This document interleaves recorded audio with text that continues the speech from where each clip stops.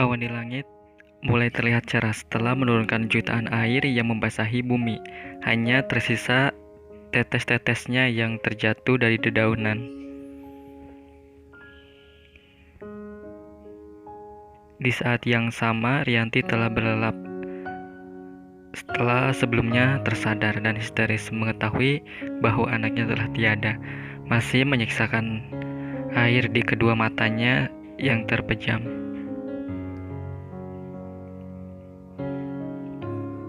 Saat tadi dia mulai tersadar dirinya sudah berada di kamar rumah sakit.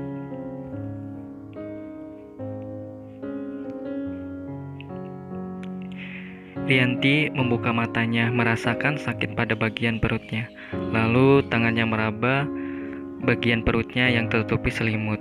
Badan bagian bawahnya seolah kaku, tak bisa bergerak setelah dokter menyuntikkan obat bius sebelum mengeluarkan bayinya, walaupun masih ada sekitar nyeri yang terasa.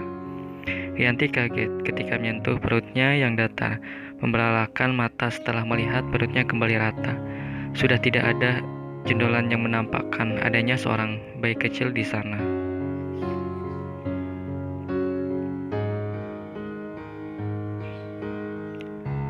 "Bayiku, kemana bayiku?" teriaknya membuat Aditya yang berada di luar bersama Johan langsung berlari masuk. "Kamu kemanakan bayiku?" teriak Rianti begitu melihat Aditya yang berlari ke arahnya.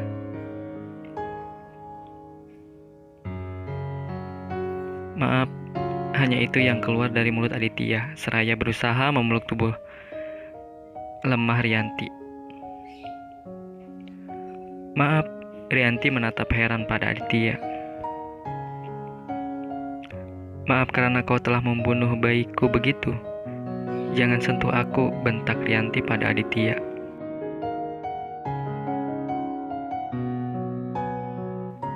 Aditya tidak mengindahkan perkataan Rianti. Dia masih terus menghadapnya.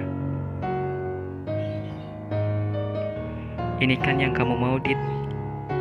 Ini yang kamu harapkan. Puas kamu sekarang. Kamu tidak menginginkan bayiku lahirkan? Ayah macam apa kamu, Dit?" maki Rianti sambil terus berusaha memukul tubuh Aditya.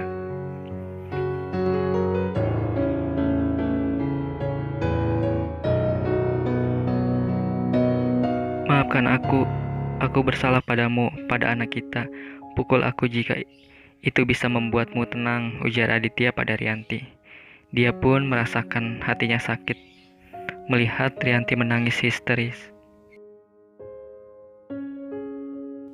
"Jangan sebut anak kita jika kau tidak pernah menginginkannya."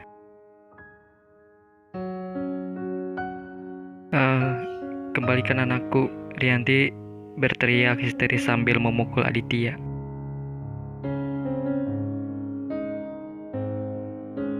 "Kenapa kau melakukan ini padaku, pada anakku?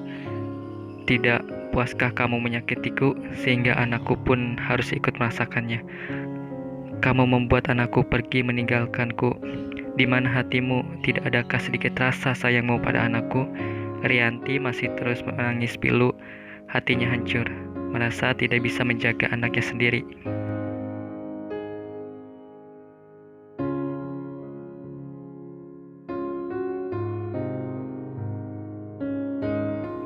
Aku menyesal Rianti, maafkanlah aku," ujar Aditya sambil memegang kedua pipi Rianti menatap matanya. Aku tidak pernah mengira ini akan terjadi. Aku tidak berharap seperti ini," kata Aditya pelan. Matanya menatap mata Rianti yang masih saja mengeluarkan air mata.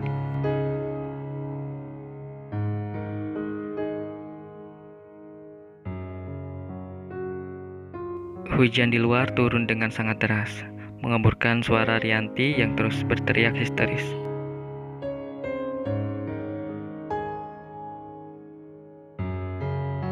Sedangkan Aditya yang menjadi sasaran amarah Rianti terus memukulnya. Meskipun Rianti pun terus berontak berusaha melepas tangan Aditya. Dokter dan suster baru saja datang setelah Johan memanggil.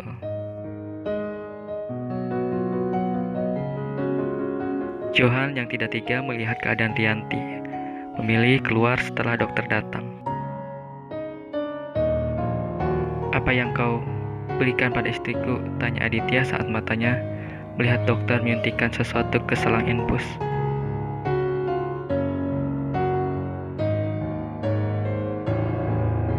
"Obat penenang, Pak," jawab dokter.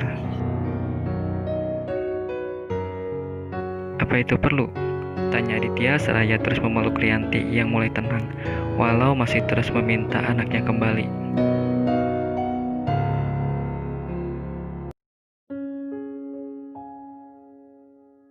"Perlu untuk menenangkan istri Bapak. Istri Bapak mungkin mengalami trauma.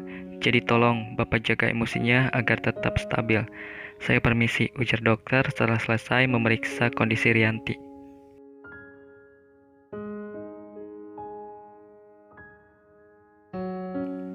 "Kembalikan anakku, Dit. Tolong aku mohon kembalikan anakku," ujar Rianti dengan suara yang sangat pelan. Matanya yang sayu menatap Aditya yang tengah menatap penuh rasa bersalah padanya.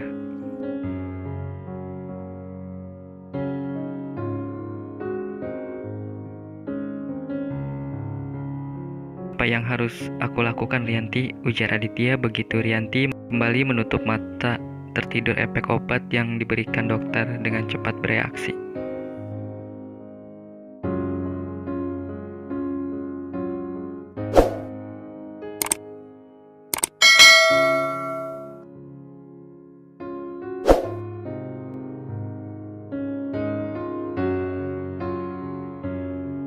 Aditya melepaskan pelukannya dan merebahkan tubuh Rianti ke atas ranjang, menghapus air mata Rianti yang masih mengalir dengan ibu jarinya. "Maafkan aku tidak mungkin bisa mengembalikan anak kita yang telah pergi," ujar Aditya seraya mencium kening Rianti.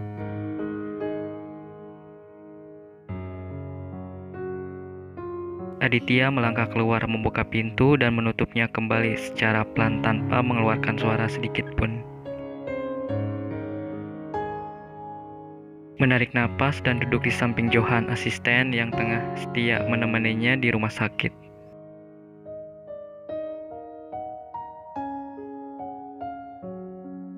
Tidak ada suara yang keluar dari mulut mereka. Mereka sibuk dengan pikirannya sendiri.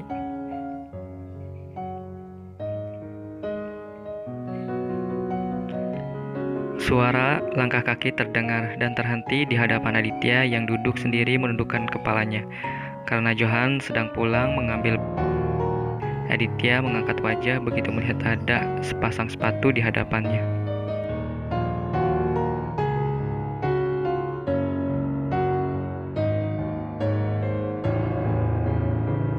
Roman tengah menatapnya.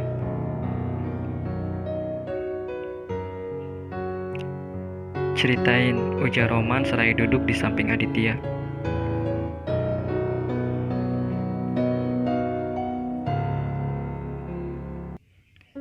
"Apa?" Aditya bertanya seolah tidak mengerti maksud dari pertanyaan Roman.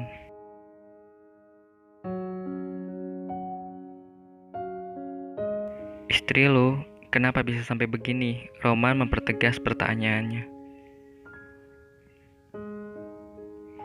"Jatuh dari tangga," jawab Aditya sambil kembali menatap lantai.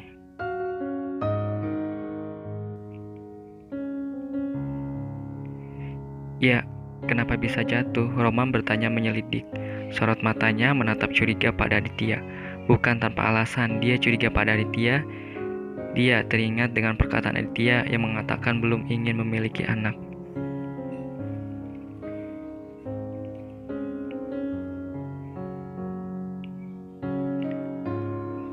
"Gue enggak mungkin nyelakain anak gue sendiri." Aditya merasa tersinggung dengan tatapan curiga Roman padanya. Dia tidak menyadari bahwa dirinya lah penyebab Rianti jatuh sampai membuat anaknya meninggal.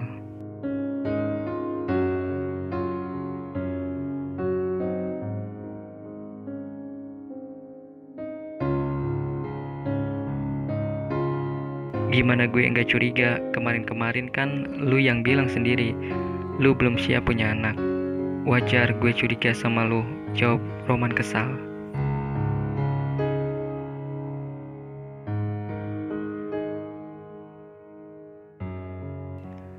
Belum siap bukan berarti gue bakal bunuh anak gue sendiri. Gue nggak segila itu, bentak Aditya.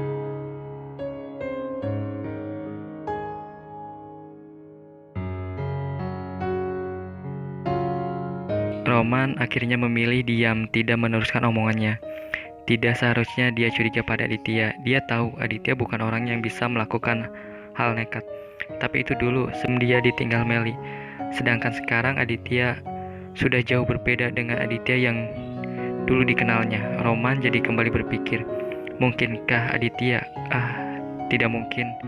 Roman segera menepiskan kecurigaannya Aditya.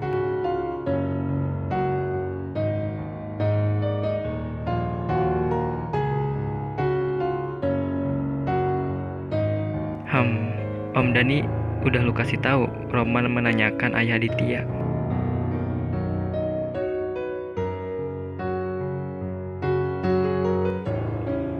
Enggak usah, biarin dia lagi sibuk sama istri barunya. Aditya menjawab ketus mendengar nama ayahnya. Hubungan Aditya dan ayahnya memang tidak baik semenjak ibunya meninggal dan ayahnya menikah lagi.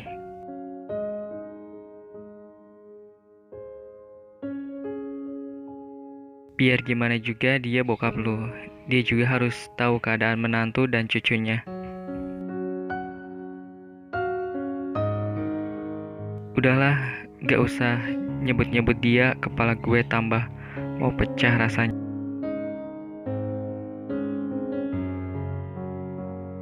Roman mendesah menghentikan pertanyaan tentang Om Dani. Seharusnya dari awal dia tidak membicarakan Om Dani, karena hanya akan menambah pikiran Aditya.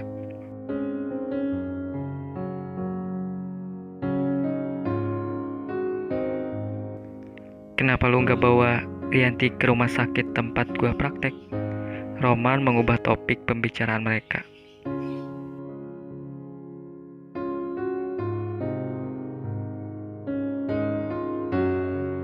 Di saat darurat, apa gue masih harus memilih? Aditya balik bertanya, merasa aneh dengan pertanyaan yang diajukan Roman.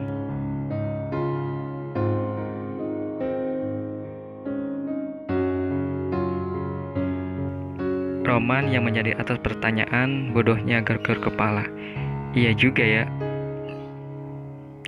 Yaudah, gue cabut lah. Jadwal praktek hari ini. Kalau ada apa-apa cepat kabarin, ujar Roman seraya beranjak dari duduknya.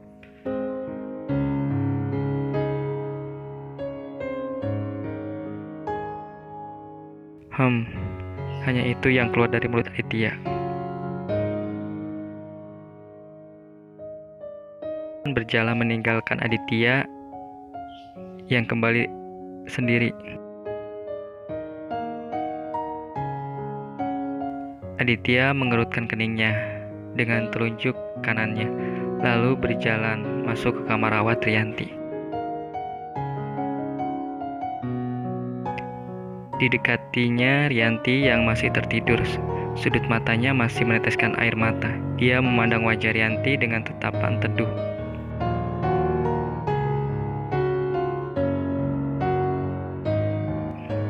Bagaimana aku menghadapimu nanti Rianti, ujar Aditya menyadarkan bahwa mungkin kini Rianti sangat membencinya. Menarik napas dan mengelus rambut Rianti.